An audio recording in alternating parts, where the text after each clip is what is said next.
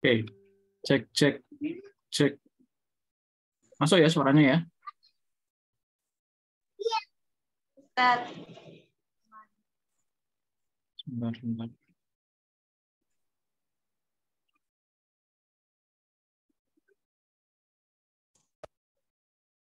Cek, cek, cek.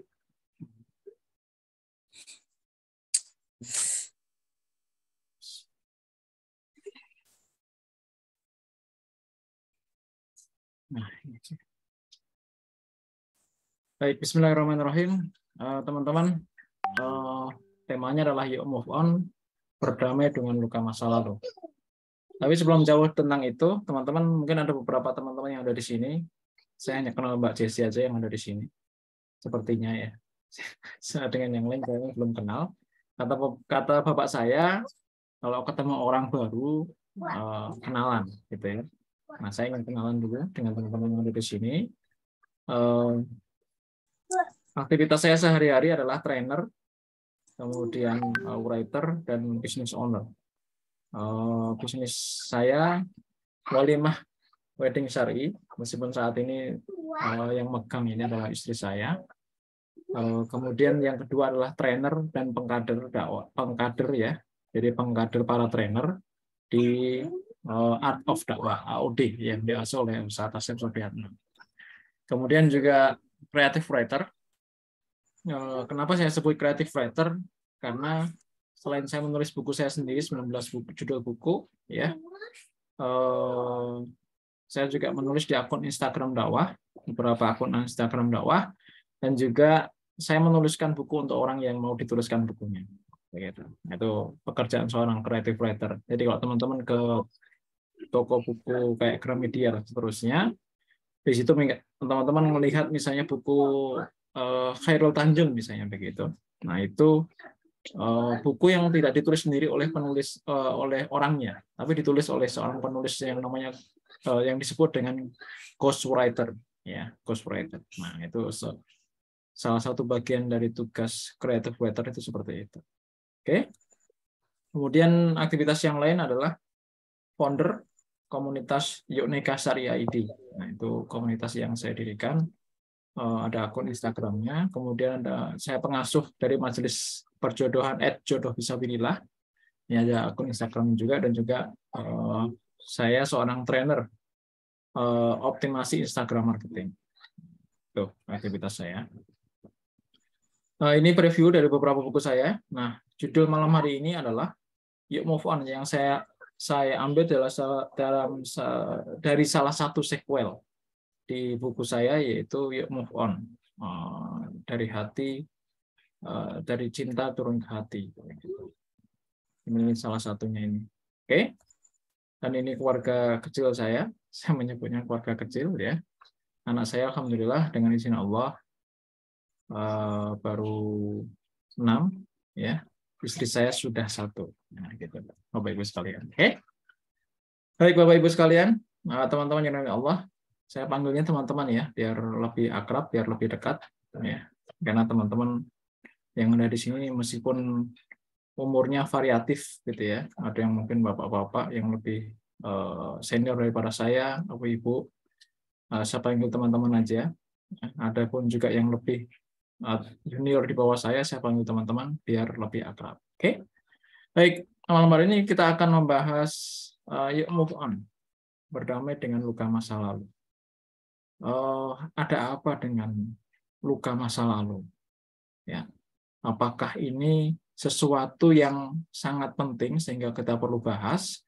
Kemudian apakah hari ini luka masa lalu itu masih ada di beberapa orang? Bahkan mungkin beberapa orang, hampir setiap orang membawa luka masa lalu. Ayo coba kita lihat cuplikan video berikut ini. Dari awal Oktober saya punya chat, diari terus, dia tidak pernah balas, cuma dia aja. Cinta tidak selamanya indah, Fajar. Dia tidak selamanya indah, setidaknya saya punya perjuangan dihargai. Allah, ya Allah. Ya, tahu ya video ini ya teman-teman semua ya. Ya, ini yang lagi viral hari ini, namanya Fajar. Jangan-jangan kita semua ini Fajar, ya.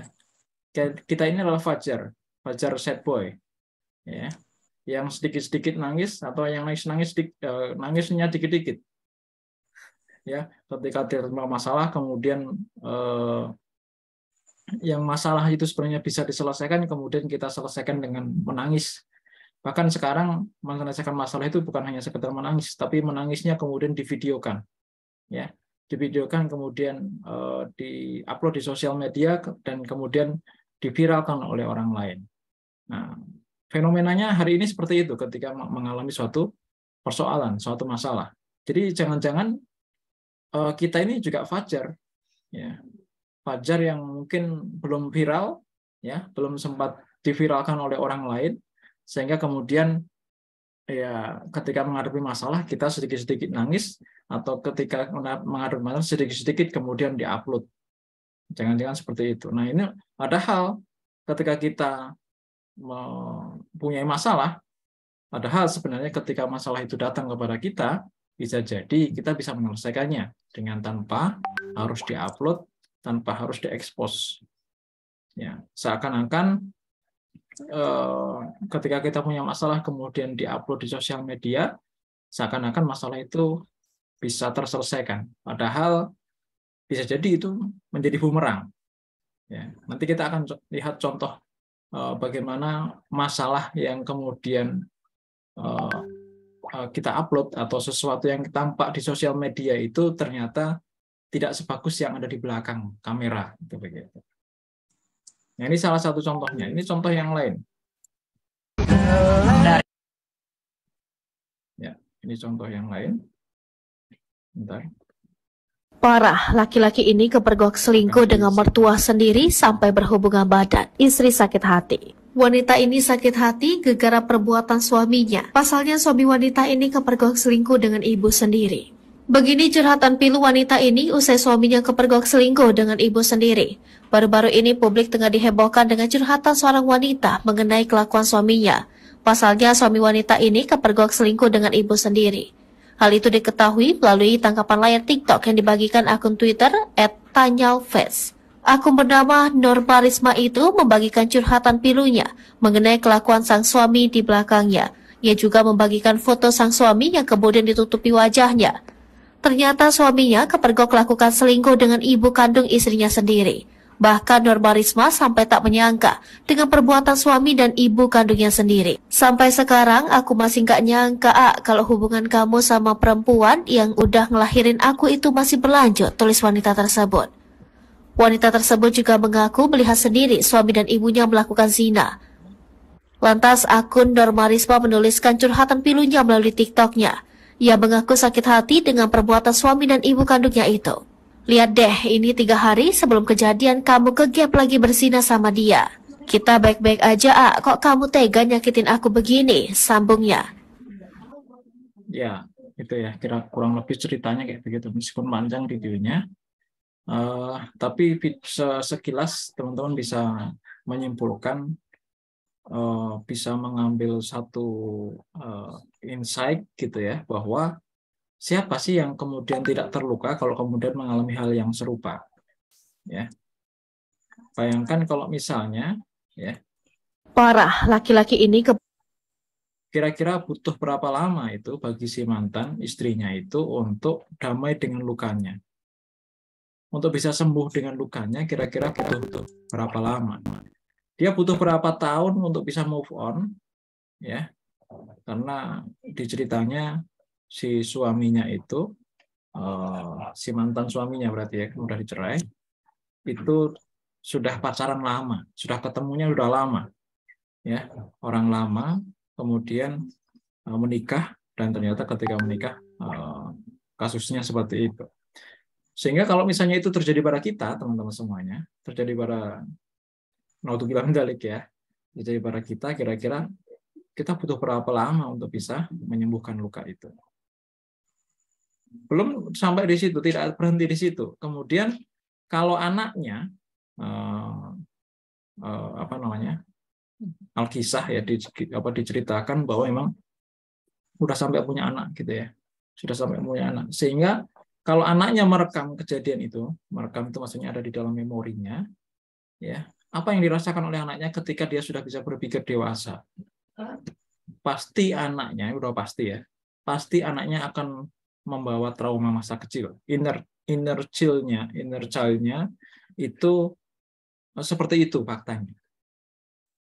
Sehingga fakta Fajar, kemudian fakta yang sekarang ini menjadikan kita kemudian berpikir bahwa memang ternyata di sekitar kita, atau bahkan mungkin kita sendiri, itu pernah atau masih mengalami luka masa lalu. Nah, apa kemudian luka-luka masa lalu yang masih kita bisa deteksi dalam diri kita? Tanda bahwa kamu atau kita itu masih menyimpan luka di masa lalu. Apa itu? Yang pertama, orang yang takut diabaikan. Ya, misalnya ketika dia masih kecil sampai kemudian dia dewasa, dia trauma, gitu ya, trauma bully, gitu ya, dibully,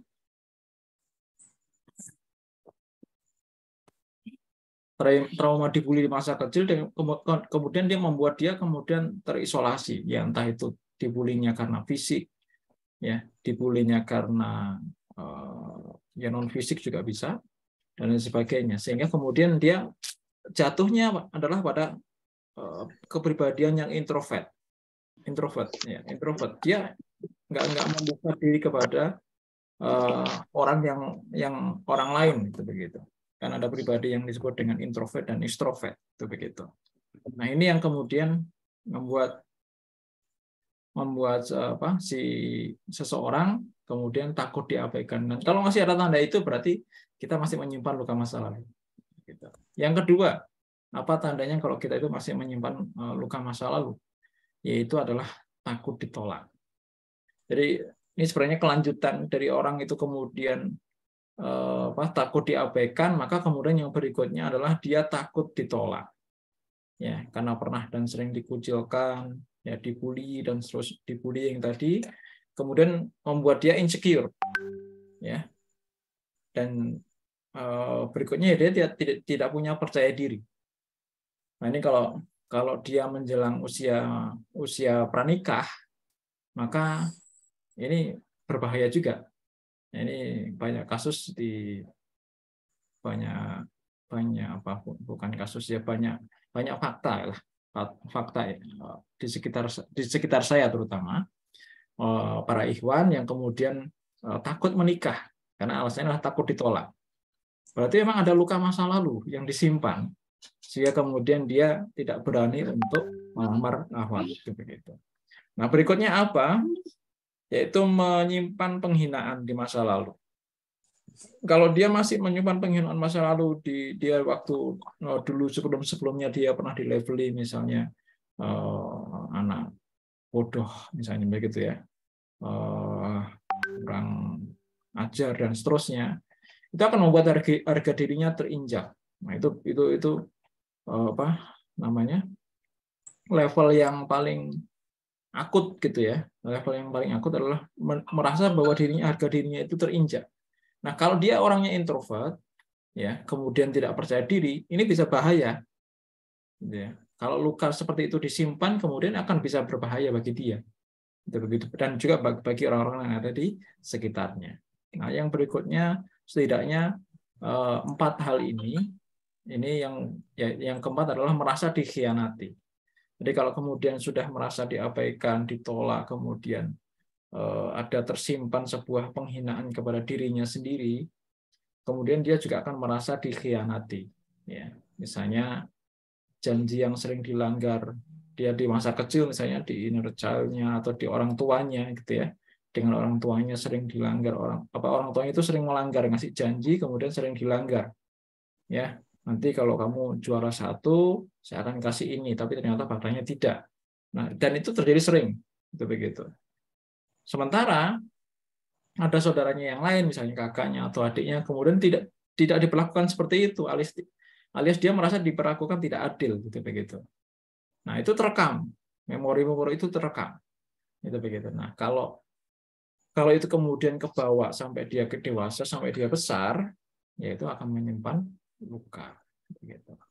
Oke. Lalu ciri luka. Jadi kalau tadi kita sudah mendeteksi diri kita bahwa kita itu punya luka di masa lalu, maka berikutnya adalah ciri luka masa lalu yang akut itu seperti apa. Yang pertama, kesedihannya mendalam banget. Jadi kalau tadi ya di antara empat ciri kita masih menyimpan luka itu masih ada, maka yang terjadi berikutnya di level yang akut, kesedihannya akan mendalam. Ya. Kemudian emosinya juga tidak terkendali. Ya, makanya tadi ketika seseorang itu membawa luka masa lalu, kemudian dia merasa terhina, ya, dia merasa disepelekan, itu memori masa lalu itu tersimpan. Nah, ketika dia tersimpan, kemudian tidak ada tempat dia merasa tidak ada tempat untuk mencurahkan itu semuanya, maka kemudian emosinya bisa tidak terkendali. Ketika emosinya tidak terkendali, maka berikutnya adalah hidupnya tidak terarah. Inilah masalah-masalah akutnya nanti. Ya, masalah-masalah yang levelnya itu sudah akut. Ya, ketika masa lalu itu luka masa lalu itu kemudian tersimpan dan kemudian tidak terselesaikan dengan baik, maka yang terjadi adalah seperti ini. Ya. Kesedihannya mendalam, emosinya tidak terkendali, dan hidupnya tidak arah. Dan yang paling parah adalah ini, keinginan untuk mengakhiri hidup. Itu begitu. Nah, itu dari sisi teori dan juga fakta yang terjadi seperti itu ketika masa lalu itu luka masa lalu itu kemudian tidak terselesaikan dengan baik. Oke. Ini contohnya bad fact ya, contoh fakta yang buruk. Teman-teman yang anak muda yang suka Korea pasti hafal dengan artis atau influencer ini. Namanya Choi Jinri ya, atau terkenal dengan sebutan Suli, begitu. Jadi influencer ini baru meninggal tahun 2019 kemarin. Ya, kasusnya juga ramai waktu itu. Jadi dia merasa bahwa yang dia tampilkan di depan kamera, makanya tadi kaitannya sama video yang pertama tadi, bahwa apa yang ditampilkan di kamera ya itu tidak sama dengan yang di belakang. Jadi di depan kamera dia bisa bermanis muka, ya, tapi kemudian di belakang itu dia punya segudang masalah dalam dirinya sendiri, yang itu bisa jadi adalah bulian. Ya, bisa jadi adalah pikirannya sendiri datang sendiri, itu begitu, sehingga kemudian kalau itu tidak terselesaikan, ya tadi tingkat akutnya tadi, ya tingkat akutnya kemudian sampai kemudian mengakhiri hidupnya, dan itu yang dia lakukan, itu begitu. Nah, bad fact yang itu apakah kemudian terjadi kepada seorang selebriti saja, ya, atau hanya itu terjadi di negeri atau di luar negeri maksudnya begitu. Bagaimana dengan Indonesia? Di Indonesia juga pernah, ya, atau masih ada. Baru-barusan kemarin, ya, di bulan Oktober kemarin, ya, kita melihat atau mendengar berita bahwa ada mahasiswa UGM asal Kendal yang bunuh diri dari lantai 11 di hotel. Ya. Yang itu yang dia lakukan itu juga karena persoalan luka masa lalu. Begitu. Dan inilah beberapa teman-teman semuanya bad fact, ya, yang menunjukkan bahwa emang kalau luka masa lalu itu dibiarkan atau kita tidak berdamai gitu ya dengan luka masa lalu, ini yang terjadi. Oke, maka teman-teman semuanya tidak hanya berhenti di situ. Luka masa lalu itu bisa mengancam usia pramerit nih teman-teman di sini ya, yang masih belum merit, ya. Itu faktanya, apakah kemudian itu hanya terjadi kepada orang-orang yang merit atau yang anak kecil dan seterusnya? Ternyata kalau dikaitkan dengan mental health gitu ya, kesehatan mental, ya, jadi kan sebenarnya relate ya antara luka masa lalu, kemudian insecure, kemudian mental health gitu begitu, itu nyambung gitu ya, ada relasinya. Dan ternyata teman-teman semua faktanya, datanya bahwa angka mental emotional disorder tahun ini ya, tahun 2022 itu mencapai 9,8%, alias meningkat signifikan di tahun 2021 yang sebesar 6,1%. Artinya, ya, saat ini maksudnya di antara 10 calon ayah ada 1 orang yang mengalami gangguan mental emosional. Demikian juga dengan calon ibu. Ini disampaikan oleh Ketua BKKBN di tahun 2022. Jadi bukan masalah sepele ternyata teman-teman semuanya tentang luka masa lalu yang tersimpan yang kemudian bisa menjadi kesehatan mental kita itu terganggu itu begitu. Kesehatan mental itu tidak hanya kemudian gangguan mental ya, ODGJ itu bukan hanya itu, atau bahkan stigmanya tidak harus ke situ. Ya, orang yang secara fisik kelihatannya sehat-sehat saja, yang bisa senyum tiap hari di sosial media, setiap hari kemudian ngupload video tentang kebahagiaannya bersama keluarga, kebahagiaan sendiri dan seterusnya, itu bisa kemudian mengidap penyakit atau mental health atau kemudian dia ternyata menyimpan luka masa lalu. Begitu. Jadi berhati-hatilah teman-teman semuanya. Nah, dari tadi kita berbicara tentang luka masa lalu. Apakah memang luka masa lalu itu apa maksudnya begitu ya? Apa yang dimaksud dengan luka masa lalu? Luka masa lalu itu adalah luka yang terjadi pada lapisan batin yang terdalam, ya, sehingga kemudian sering disebut dengan luka batin. Ya. Jadi luka masa lalu itu ya luka batin itu sendiri yang terdalam akibat suatu tekanan yang terjadi secara luar biasa, berat dan juga terjadi kontinu gitu ya, secara terus menerus. Biasanya seperti itu luka masa lalu itu. Jadi luka ya. Jadi kalau luka itu kepada fisik ya, maka akan sangat ketahuan fisiknya. Ya, kita misalnya luka karena kegores gitu ya, luka karena ibu-ibu yang di sini mungkin luka karena pisau gitu ya, maka akan ketahuan tuh secara fisik. Tapi kalau luka batin ya atau luka masa lalu itu secara fisik nggak kelihatan. Di luar dia berinteraksi dengan temannya, di sosial media dia berinteraksi atau menunjukkan diri di sosial media, tapi dia nggak apa-apa, nggak kelihatan lukanya. Tapi di belakang dia menyimpan luka yang sangat mendalam. Dan itu akibat karena terjadi peristiwa yang sangat luar biasa dan juga kemudian terus-menerus. Ya misalnya orang dibullying gitu ya. Bullyingnya tidak hanya sekali kemudian tapi berkali-kali. Ya, berkali-kali. Jadi bullying itu pun juga tidak selalu bersifat fisik atau body shaming gitu ya. Bisa banyak hal gitu ya, bisa banyak hal. Ya, ketika itu direkam oleh seseorang dan kemudian dia merasa bahwa dia oh iya benar apa yang disampaikan orang itu, gitu ya. Kemudian dia simpan, ya, dan itu terjadi terus-menerus, ya, maka akan bisa menimbulkan luka masa lalu.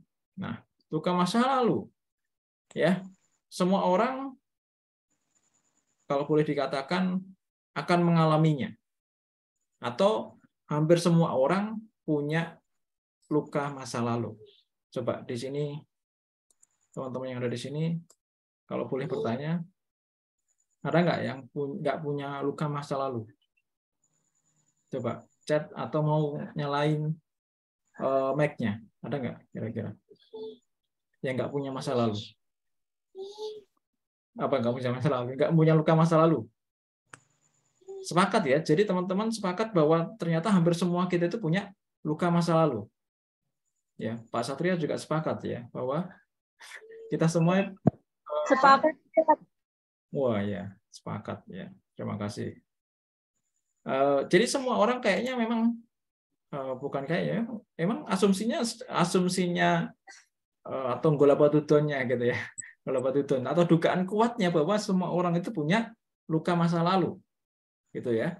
Semua orang punya luka masa lalu, hanya saja ya tergantung porsinya. Gitu ya. Itu yang pertama, yang kedua adalah tergantung penyikapannya. Nah, itu begitu. Kita punya masa lalu apa?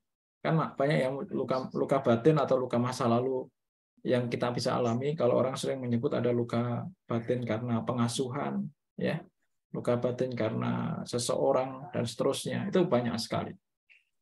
Ya, luka kecil masa lalu itu ya, itu juga luka batin ya. Jadi ternyata memang kata Pak Satria memang levelnya aja yang berbeda ya. Kalau bahasa saya adalah porsinya yang berbeda ternyata. Gitu loh. Jadi kalau makan mie gacuan itu ada level-levelnya, gitu ya. Pernah makan mie gacuan nggak? Ya, mie gacuan itu ada mie setan, ada mie iblis. Nah, yang paling nggak ada ininya adalah mie angel, gitu ya. Yang nggak ada yang nggak ada pedesnya, gitu. Nanti cobain lah, ya. Cobain makan mie gacuan ya, bukan promosi ya. Jadi itu ada levelnya. Orang itu luka itu ada levelnya. Mungkin semua orang nggak merasa tiba, oh itu namanya luka ya. Ya itu memang luka. Hanya tergantung yang kedua, ketika kita menyikapinya. Bagaimana kita menyikapinya? Nah, apakah kemudian dianggap lalu, gitu kan?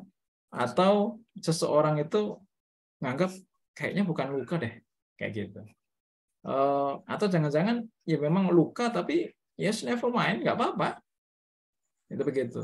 Ada yang orang kemudian disimpan, dipendam sendiri atau dicurhatkan lewat sosial media, dicurhatkan dalam diary gitu ya, dan seterusnya kepada temannya yang dia percaya dan seterusnya. Oke, jadi ternyata memang hampir semua orang punya luka masa lalu. Oke. Lalu gimana caranya move on? Ya, move on yaitu dengan memanage luka masa lalu. Di sini ada 3 caranya. Ya, yang pertama adalah aktifkan pit stop.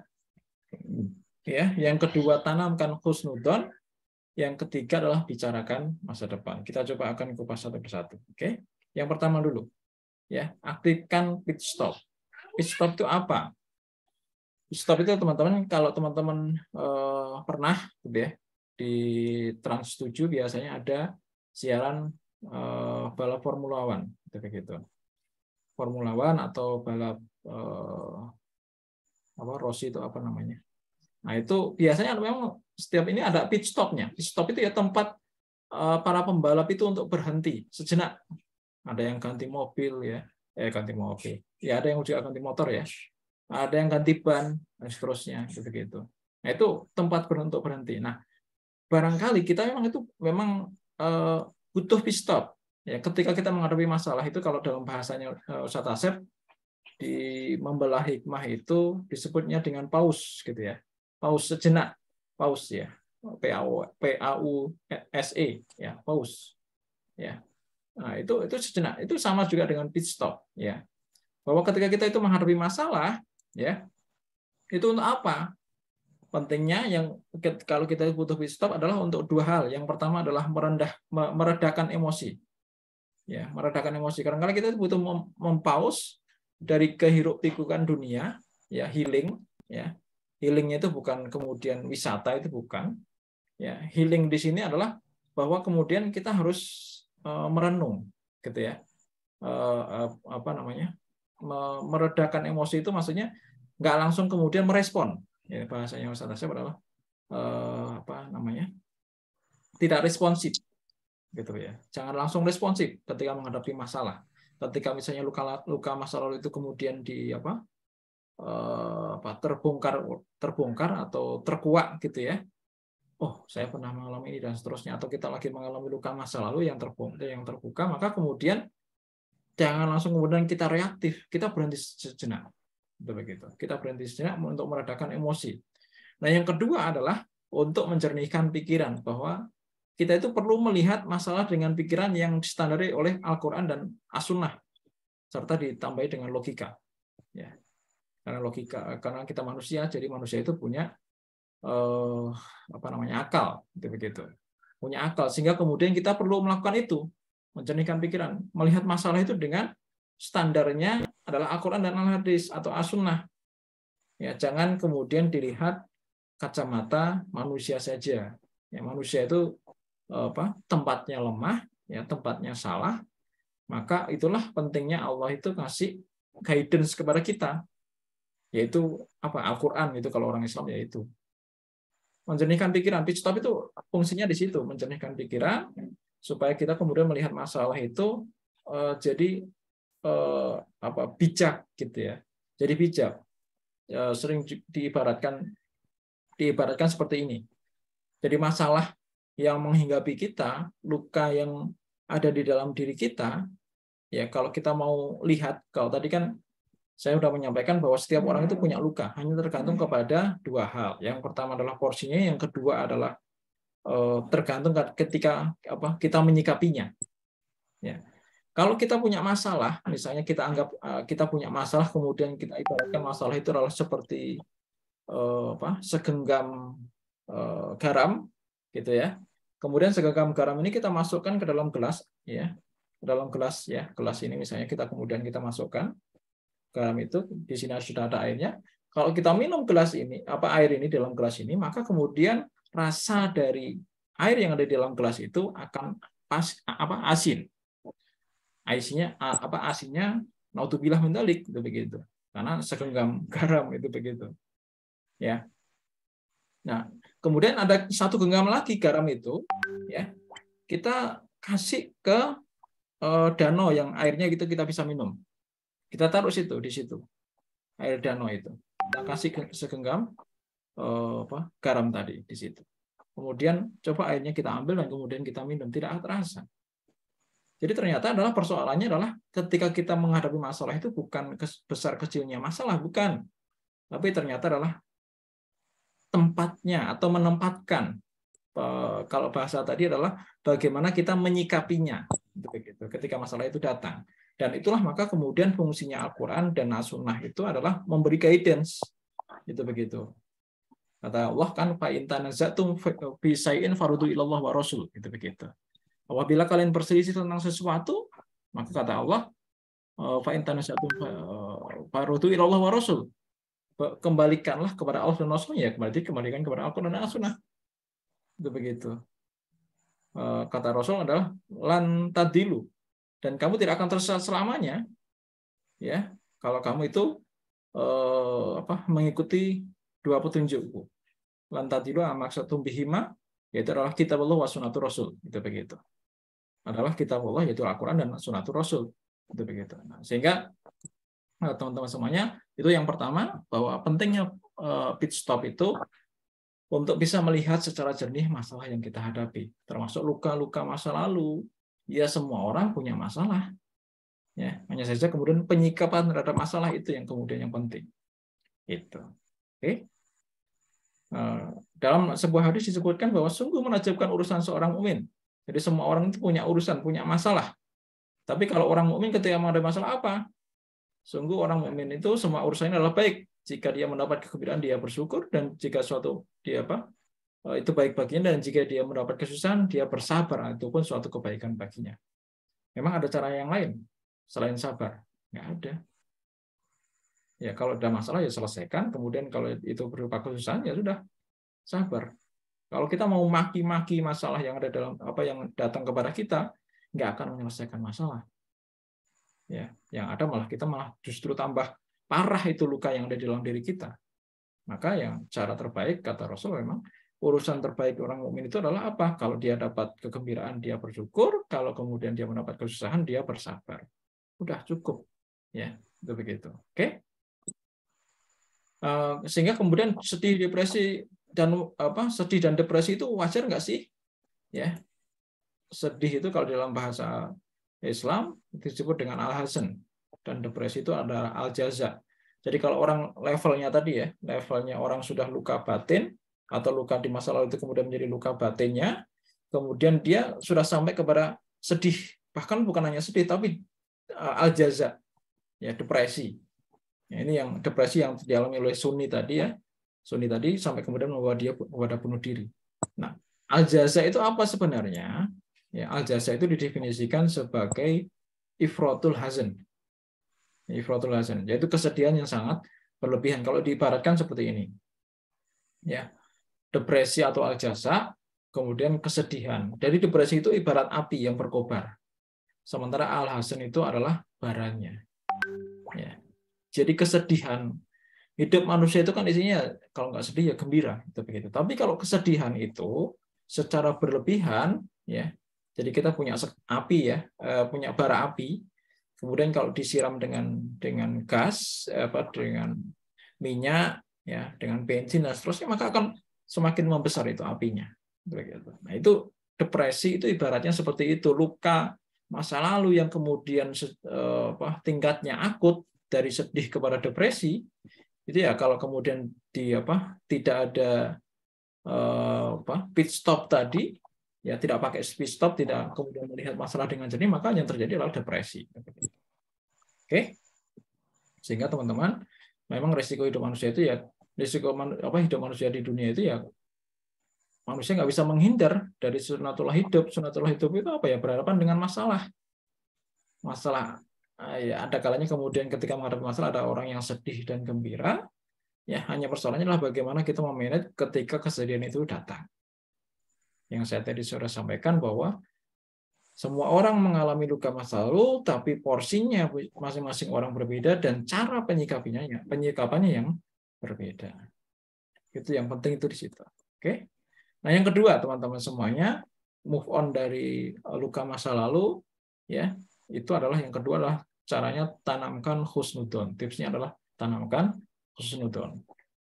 Bahwa Allah itu yang ngasih soal, maksudnya persoalan, yang ngasih masalah, Allah juga yang akan ngasih kunci jawabannya. Jadi jangan jauh-jauh dari Allah. Kalau kemudian ngalami luka masa lalu, punya persoalan di kantor, kemudian di kantor kemudian dimarahin bosnya, dimarahin atasannya, kamu nggak becus, kamu salah dan seterusnya. Kemudian healingnya ke narkoba, ke miras, itu malah jauh dari Allah. Coba kalau kemudian kita pit stop, berhenti sebentar, kemudian yang kedua adalah husnudzon kepada Allah, bahwa memang ya barangkali memang saya yang salah, itu begitu. Bahwa barangkali memang saya itu ada salah, ya udah cari jawabannya dari Allah, itu begitu. Makanya kita nggak boleh jauh-jauh dari Allah, nggak boleh jauh-jauh dari Allah itu maksudnya apa? Ya nggak boleh jauh-jauh dari Al-Quran, karena di Al-Quran itu ada kunci-kunci jawaban dari kehidupan kita, masalah-masalah kehidupan kita. Itu begitu. Oke? Dan yang kedua, bahwa kata Allah begini, ya, bahwa ingatlah sesungguhnya wali-wali Allah itu tidak ada kekhawatiran terhadap mereka dan tidak pula mereka bersedih hati. Ya. Jadi di sini ada labelnya. Allah itu ngasih label wali-wali Allah. Ya, aulia Allah, ya. Jadi wali-wali Allah untuk sampai kepada tingkatan level wali Allah itu, ya, kalau orang sudah sampai kepada level atau tingkatan wali Allah itu, maka kemudian dia tidak merasa sedih, begitu. Ya hidupnya, karena ini wali Allah, ya maksudnya wali Allah itu tidak bermakna spesifik, ya, maksudnya tidak menunjuk kepada person gitu, tidak, tapi sifat-sifat wali Allah itu adalah bahwa kekhawatiran terhadap mereka itu tidak ada. Ya kalau kemudian sedih ya seporsinya aja, kalau gembira ya seporsinya aja. Ya ada porsinya masing-masing. Sedih secukupnya, ya. Kemudian gembira juga secukupnya, jangan berlebihan.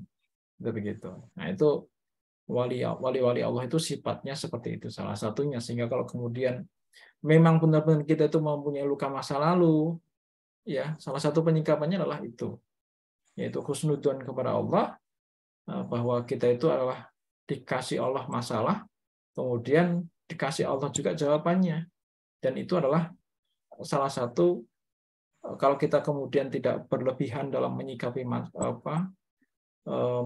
masa lalu kita, ya luka masa lalu kita, maka kemudian kita bisa menjadi wali-wali Allah. Nah, sebenarnya juga ketika Allah itu membuat luka kepada diri kita, sebenarnya Allah itu hendak membentuk kita lewat luka. Coba bayangkan kalau misalnya kita itu masih marah-marah, ya uring-uringan, gitu ya, uring-uringan ketika masa lalu. Misalnya contoh nih ya, contoh aja, misalnya seseorang itu sudah dibully, kemudian kita malah marah-marah kepada diri kita, ya, malah kepada orang-orang di sekitar kita, malah justru nggak menyelesaikan masalah, itu begitu. Tapi ternyata Allah itu ingin membentuk kita lewat luka. Ya udah, kalau memang itu takdir, ya takdir misalnya secara fisik kita mungkin dikasih fisik seperti itu, kemudian ya kita husnudzon kepada Allah bahwa Allah itu mau membentuk kita lewat luka. Jadi saya ibaratkan bahwa badai itu pasti berlalu gitu. Badai itu pasti berlalu. Jadi ketika kita dihantam badai, ya ternyata Allah itu masih baik. Kenapa? Karena Allah masih menyisakan kita. Jadi ketika ada badai di sekitar kita, kemudian kita masih selamat, diselamatkan oleh Allah, ya. Kemudian kita coba lihat, ya, naik ke salah satu tempat yang tertinggi dan lihatlah di sekitar kita. Ya, semuanya hancur dan Allah menyisakan kita. Untuk apa? Untuk bisa melihat bahwa di sekitar kita itu hancur dan kita masih diberi oleh Allah kesempatan untuk berpikir, untuk merenung bahwa kita masih punya masa depan. Begitu. Nah, itu pentingnya di situ, bahwa kita itu, oh, Allah mau membentuk kita lewat luka. Kira-kira begitu, ya. Oke. Kemudian kita juga harus husnudzon kepada Allah. Kenapa? Ya. Bahwa memang ternyata Allah itu sesuai dengan persangkaan hambanya. Ya. Inna indadoni aditi. Ya. Bahwa Abu Hurairah radhiyallahu berkata bahwa Nabi SAW bersabda, Allah Ta'ala berfirman, aku sesuai dengan persangkaan hambaku. Aku bersamanya ketika ia mengingatku, jika ia mengingatku saat bersendirian, aku akan mengingatnya dalam diriku. Jika ia mengingatku di suatu kumpulan, aku akan mengingatnya di kumpulan yang lebih baik daripada itu, yaitu kumpulan malaikat. Muttafaqun alaih. Jadi positive thinking kepada Allah, husnudzon kepada Allah itu penting banget, teman-teman semuanya. Penting banget. Ya. Karena Allah itu sesuai dengan persangkaan hamba yang kalau kita kemudian, aduh, luka masa lalu lagi, muncul lagi dan seterusnya, tapi kemudian kita nggak positive thinking, nggak husnudzon kepada Allah, kita malah justru, Allah, jangan-jangan, aduh, kok begini ya, Allah itu ngasih masalah sama saya. Kalau kita keluhannya adalah seperti itu, ya seperti itu diri kita. Gitu.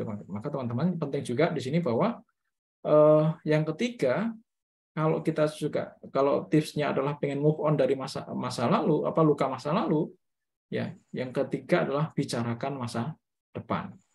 Jadi jangan hanya bicara masa lalu, tapi bicarakan masa depan. Ya.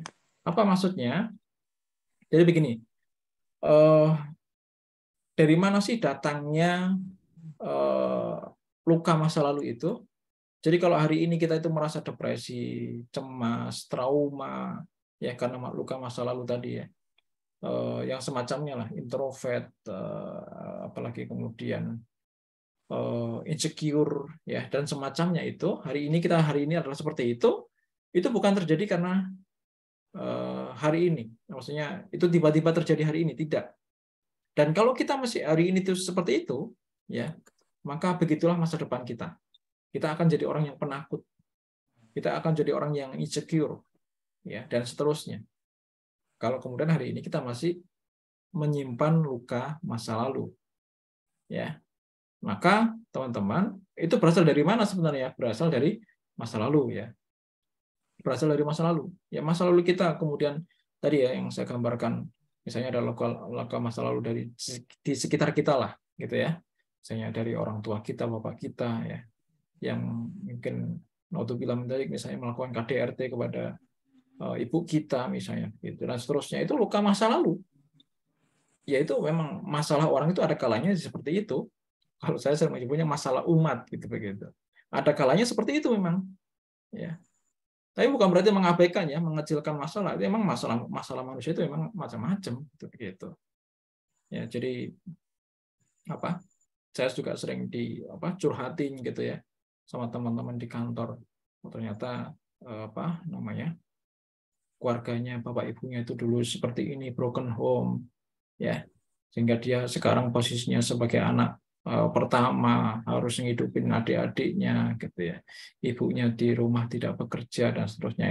Itu luka pengasuhan di masa lalu yang kemudian bisa terjadi, ya, dulu mempengaruhi hari ini dia.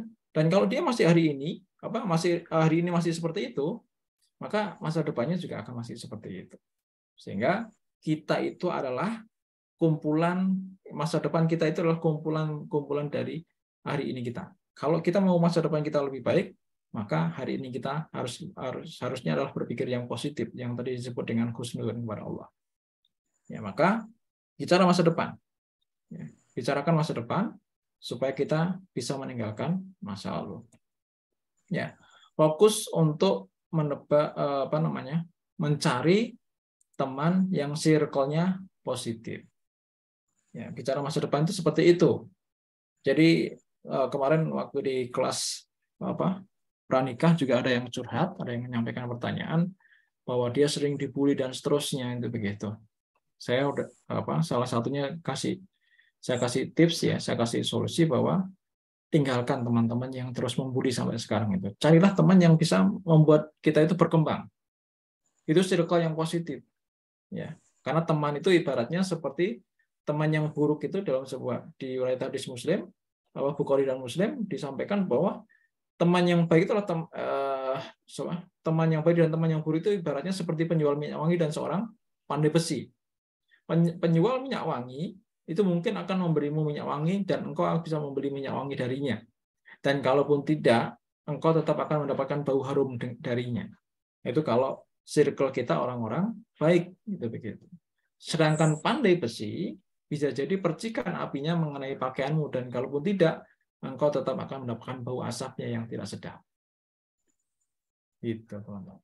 Jadi carilah ya, atau bikinlah, kalau misalnya tidak ada, ya bikinlah komunitas atau teman yang circle-nya positif. Ya. Kita mungkin karena memang kita ditakdirkan sebagai makhluk sosial, maka kemudian kita tidak mau harus berinteraksi dengan orang lain. Dan kalau kita berinteraksi mau positif, mau menyelesaikan luka masa lalu, maka dan bicara masa depan, ya maka kemudian harus punya teman yang circle-nya positif. Oke?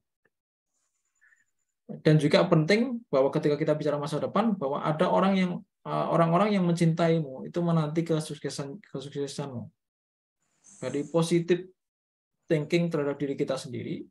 Jangan sampai kita itu memvonis bahwa kita itu yang paling berat bebannya, paling berat masalahnya. Ya, jangan merasa si paling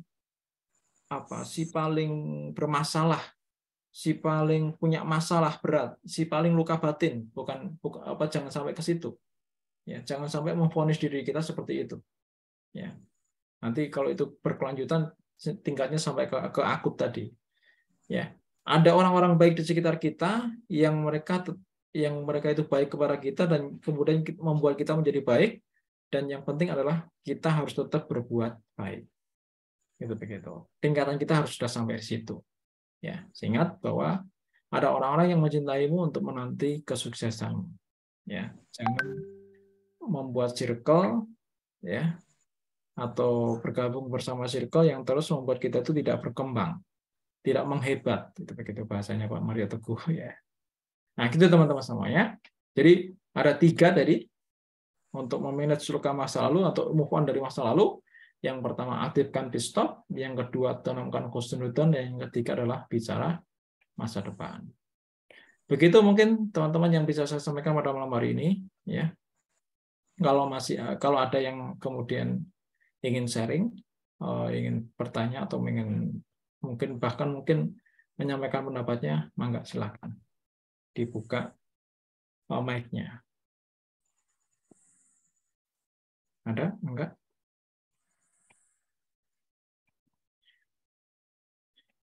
Dihitung sampai 10 ya, kalau nggak ada diakhiri ya. Ya, cepet banget ya. Oke, gitu. Atau ada yang mau menambahkan? Ada yang mau menyampaikan unek-uneknya? Ya. Ada di sini? Ada 20 orang di sini.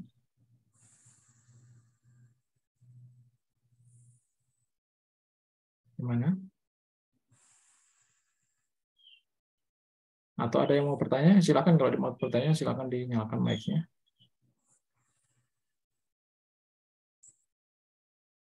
Wah, sepertinya sudah pada paham.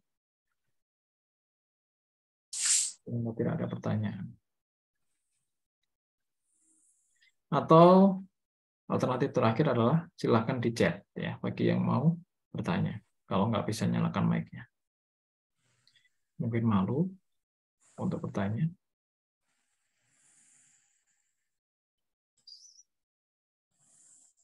Oh, ternyata tidak ada. Baik. Beneran nggak ada ya, teman-teman? Assalamualaikum Ustaz. Mau nanya. Waalaikumsalam. Siapa ya? Ini saya mau nanya Ustaz. Kan ini tips move on dengan memanage masa lalu kan. Ya. Terus bagi remaja yang masih labil itu gimana Ustaz? Dia kan punya masa lalu masa kecil kan. Tapi dia itu kayak masih belum bisa mampu memanage-nya. Walaupun disampaikan ini dia tetap aja kayak gitu. Kayak susah banget untuk apa ya? Memanage-nya gitu. Bagi remaja yang masih labil-labil itu. Usia SMP atau SMA. Ustaz, gimana? Ya. Oke. Baik. Oke, terima kasih pertanyaannya. Jadi untuk anak-anak yang remaja, ya, saya pikir sama aja. Jadi tipsnya adalah 3 tadi. Aktifkan pit stop. Yang kedua apa tadi? Ayo, apa yang kedua? Ayo, Mbak Jessi, apa? Husnudon kepada Allah. Yang ketiga apa? Bicarakan masa depan. Ya, jadi tipsnya ini sebenarnya sama aja. Hanya saja kemudian memang anak-anak seusia SMA ya itu ya ajak mereka untuk berpikir. Kalau pit stop itu kan waktunya untuk berhenti dan kemudian sejenak merenung dan berpikir. Nah, coba diajak berpikir. Masalahnya apa sih? Apa sih yang nggak bisa diselesaikan? Hampir semua masalah itu bisa diselesaikan. Ya, hampir semua masalah itu bisa diselesaikan. Yang tadi saya sebutkan bahwa kalau kita husnudon kepada Allah, kita tahu bahwa Allah itu ngasih persoalan dan Allah ngasih kunci jawabannya. Begitu. Jadi Allah ngasih PR kepada kita, ngasih soal kepada kita, Allah juga yang ngasih kunci jawabannya. Dan anak-anak seusia SMP, ya masalahnya sama, mereka itu insecure misalnya begitu ya, insecure. Ada materi saya judulnya From Insecure to Bersyukur gitu begitu. Nah, itu sama, ya bahwa kalau kemudian kita itu husnudon kepada Allah, atau yang pertama adalah mengartikan di stop, ya. Yang kedua husnudon kepada Allah, ajaklah anak-anak itu kemudian untuk husnudon kepada Allah, bahwa memang Allah itu ngasih masalah ya sesuai dengan porsinya. La yukallifullahu nafsan illa wus'aha. Itu begitu, bahwa Allah itu ngasih masalah sesuai dengan porsinya. Anak-anak itu masalahnya apa ya? Coba didudukkan, ya. Didudukkan, kemudian ditanyai, yaitu di tingkatan yang pertama, di tips yang pertama tadi perhatikan pit stop. Coba duduk, begitu. Duduk bareng. Diajak, teknisnya aja yang mungkin berbeda ya, teknisnya aja. Diajak ngopi gitu ya. Suka ngopi nggak anak-anak SMP sama. Nah, diajak ngopi gitu, diajak jajan lah. Diajak ke mie gacuan tadi ya. Saya ngendorse mie gacuan terus dari tadi ya. Nah, itu kemudian diajak ngemi gitu ya. Kalau nggak ngopi ya berarti ngeteh gitu kan. Ngeteh, ya belikan es krim. Anak-anak remaja itu kan begitu senang, sukanya. Nah, kemudian diajak tuh berpikir, apa sih dek masalahnya? Begitu. Dia punya luka masa lalu. Luka masa lalunya apa? Orang tuanya begitu. Ya, ada juga yang ya memang luka masa lalunya banyak. Ya, bisa jadi luka masa lalu itu adalah percintaan. Ya, anak SMP, SMA kan percintaan ya, luka masa lalunya. Atau luka masa lalunya adalah keluarganya. Nah, makanya kemudian perlu tahu tuh. Yang tadi sudah saya sampaikan bahwa hampir semua orang punya luka masa lalu. Hanya tergantung kepada 2 hal. Apa tadi? Porsinya dan cara penyikapannya. Gitu begitu. Nah, kita mau bawa kemana itu anak-anak itu? Porsinya seberapa sih? Nah, kalau luka masa lalu itu terjadi terus-menerus, itu akan bisa akut. Nah, sudah sampai akut atau belum? Gitu begitu. Kalau akut ya nanti kalau perlu dibawa ke psikolog ya di psikolog misalnya begitu. Nah, itu bisa jadi seperti itu. Dan kedua adalah kasih tahu tuh cara penyikapannya. Begitu. Cara penyikapannya seperti apa terhadap masalah itu. Nah, itu kasih solusi itu, cara penyikapannya seperti apa. Gitu, Mbak Irma. Oke. Ada pertanyaan di chat? Saya Ustaz. Gimana, Bu Lia? Ya, Ustaz, saya ingin bertanya, kan pernah saya dapatkan bahwa ketika ada luka pengasuhan maka itu harus ke psikolog gitu. Nah tadi kata Ustaz kalau udah parah berarti emang harus ke psikolog diselesaikan. Cara kita mengetahui luka pengasuhan itu udah parah dan harus ke psikolog itu seperti apa, Ustaz? Ya. Tadi Bu Lia kayaknya terlambat ya datangnya. Karena di awal saya sudah sampaikan, jadi ada cirinya kalau seseorang itu, coba saya share lagi ya. Sebentar.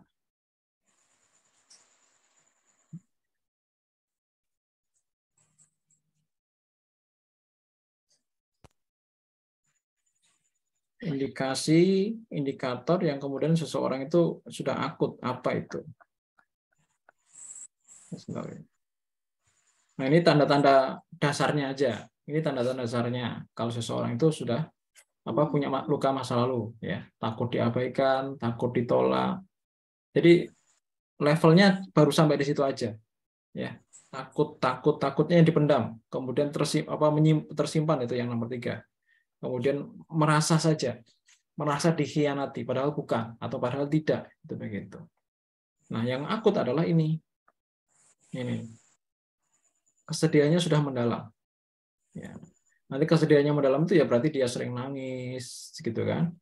Sering nangis, sering bahkan mungkin bisa secara fisik ya, dia mukul-mukul gitu ya. Kalau di film-film atau di sinetron itu kan ada yang melukai dirinya kayak gitu. Ada yang sampai seperti itu. Nah, itu berarti sudah akut. Ya. Kemudian emosinya tidak terkendali, dia lampiaskan, ya. Ke orang lain bisa jadi, ya, atau dia lampiaskan ke dalam hal yang negatif, ya, ke miras, narkoba, kemudian pacaran. Pacaran itu juga bisa salah satu luapan emosi yang tidak terkendali dari luka masa lalu. Jadi di rumah misalnya dia merasa tidak menemukan solusi, ya maka dia kemudian mencari orang yang bisa mendengarkan dia, yaitu adalah orang lain, yaitu adalah lawan jenis. Nah, kemudian dia pacaran sudah bosan, ganti lagi, itu begitu. Nah, itu juga salah satu tanda-tandanya kalau dia sudah akut. Kemudian hidupnya tidak terarah. Ya, hidupnya tidak terarah itu yang juga membuat seseorang itu bisa ditandakan bahwa luka masa lalunya itu sudah akut. Ya, dia nggak punya pegangan, nggak punya tujuan hidupnya itu. Mau kemana, temannya kemana, ikut, ya. Temannya ke pengajian, oke. Ke maksiat juga iya, kayak gitu. Tidak terarah. Atau yang terakhir yang paling parah adalah keinginan mengakhiri hidupnya. Itu juga salah satu bentuk dari luka masa lalu yang akut. Nah, kalau luka pengasuhan ya hampir sama, kurang lebih, bahwa kalau itu dialami oleh anak, ya itu bisa jadi kayak tadi, bahwa dia di rumah tidak menemukan kenyamanan, ya, maka dia melampiaskan kepada yang di luar rumah. Nah, makanya hati-hati kalau punya anak, lebih senang keluar, ya, lebih senang di luar daripada bermain dengan saudaranya atau bapak ibunya. Nah, itu hati-hati. Ya, nanti kalau teman-teman yang masih jomblo, masih punya anak, ya, nanti hati-hati seperti itu. Sehingga kemudian kebersamaan orang tua, ya, maka kemudian ada teorinya dari Ustadz Pendri bahwa bapak itu memang perlu atau bukan perlu, memang harus dibutuhkan anak, itu begitu. Menjadi sosok yang panutan, makanya disebutnya dengan fatherman, itu begitu. Supaya kemudian tidak menimbulkan supaya kemudian tidak ada benih, gitu ya, tidak ada benih luka pengasuhan ketika anak itu kemudian tidak dekat dengan orang tuanya. Begitu. Begitu kira-kira Bu Lia tadi ya. Ya, baik Ustaz. Ya, oke, terima kasih. Yang lainnya siapa? Oh, tadi ada yang di chat ya. Bentar. Apa ini dari Mar'atus Solehah? Sebentar, di atasnya ada nggak? Ada Nurul. Nurul ini Mbak apa Ibu ya? Bismillah Ustaz, izin bertanya bagaimana cara mengikhlaskan masa lalu, luka masa lalu. Oke. Luka masa lalu karena apa ini? Karena sering dibully, Ustaz. Oke, Mbak Nurul karena sering dibully. Ya, tadi tipsnya ya, tadi sudah sedikit saya sampaikan. Tipsnya kalau misalnya sering dibully di luka masa lalu ya, kemudian cari circle yang positif ya. Kalau kita pengen menghebat, kalau kita pengen menjadi orang yang besar, ya pengen sukses lah intinya begitu, maka kemudian lingkungan kita, circle kita itu harus diupayakan menjadi circle yang positif. Ya, jadi dianggap lalu lah, yang bulian-bulian tadi itu dianggap lalu, ya. Kemudian ikhlaskan diri dan kemudian tadi apa? Husnudzon kepada Allah. Ya, bahwa memang Allah itu mau membentuk kita lewat luka. Bisa jadi bulian-bulian tadi membuat luka kepada diri kita, luka di masa lalu pada diri kita, maka kemudian setelah itu kita berpikir positif bahwa ya, kita berpikir tentang masa depan kita. Bahwa kalau kita masih seperti itu saja, masih seperti itu terus, maka kita tidak akan berkembang, kita tidak akan menghebat, kita tidak akan membesar. Ya. Kalau kita ingin membesar, ingin menghebat, maka tinggalkan masa lalu seperti itu, dan kemudian bicaralah masa depan. Dengan salah satunya tipsnya adalah mencari circle yang positif. Ya, makanya dekat-dekat sama teman-teman pengajian, ngaji, ya. Itu pentingnya di situ. Supaya kemudian kita punya circle yang positif. Gitu ya, menurut ya jawabannya. Oke, ada Umum sudah nggak? Pertanyaannya udah kita jawab ya, Umum. Iya, sudah Ustaz. Jazakallah. Ini ada Mar'atus Solehah. Apakah luka di masa lalu yang sudah akut bisa pulih secara total, Ustaz? Sangat tergantung, ya. Sangat tergantung kepada kita mau atau enggak, gitu ya. Yang pertama itu ya. Kita mau sembuh atau enggak? Kan tadi sudah saya sampaikan bahwa hampir semua orang itu punya luka masa lalu, tinggal dua persoalan prinsipnya ada pada dua hal. Ya, pada prinsipnya ada dua hal, yaitu bahwa sangat tergantung kepada porsinya. Porsinya sudah akut, Ustaz. Nah, tinggal yang kedua, penyikapannya. Nah, kita mau nggak menyikapi luka masa lalu itu dengan secara total? Ya kalau mau ya bisa. Begitu. Ya salah satu tipsnya beberapa tipsnya adalah yang saya tadi bagikan. Yang pertama adalah bahwa kita harus aktifkan pit stop. Ya, aktifkan pit stop itu maksudnya ya coba renungkan. Kita tidak menjadi orang yang reaktif itu begitu.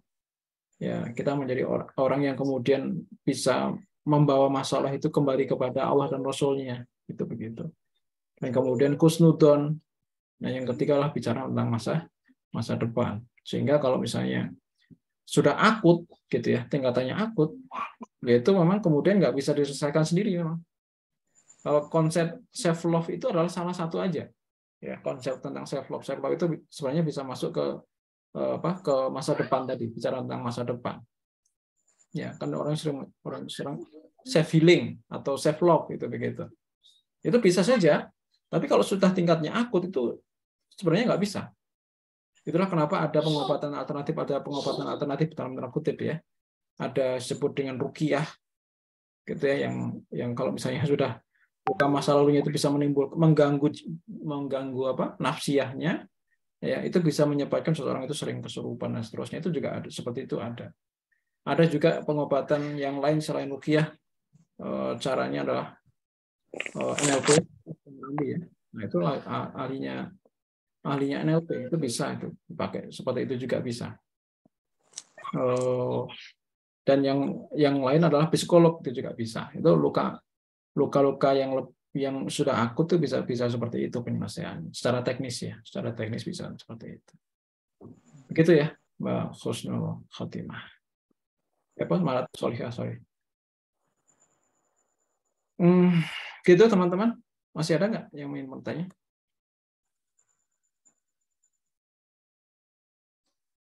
Cukup ya? Sepertinya cukup, Bang Devi. Jadi gimana? Kita akhiri aja pertemuan malam hari ini. Ya. Karena sudah tidak ada yang bertanya, maka kita cukupkan pertemuan pada malam hari ini. Saya serahkan kepada Kang Devi. Ya.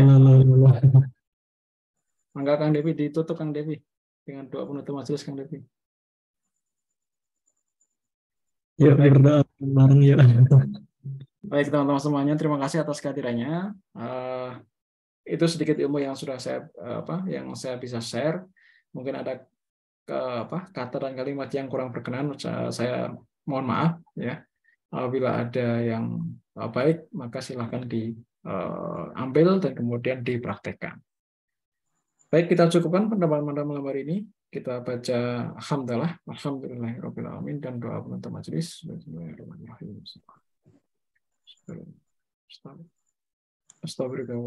Assalamualaikum warahmatullahi wabarakatuh. Waalaikumsalam warahmatullahi wabarakatuh. Waalaikumsalam warahmatullahi wabarakatuh. Oke, saya tutup ya.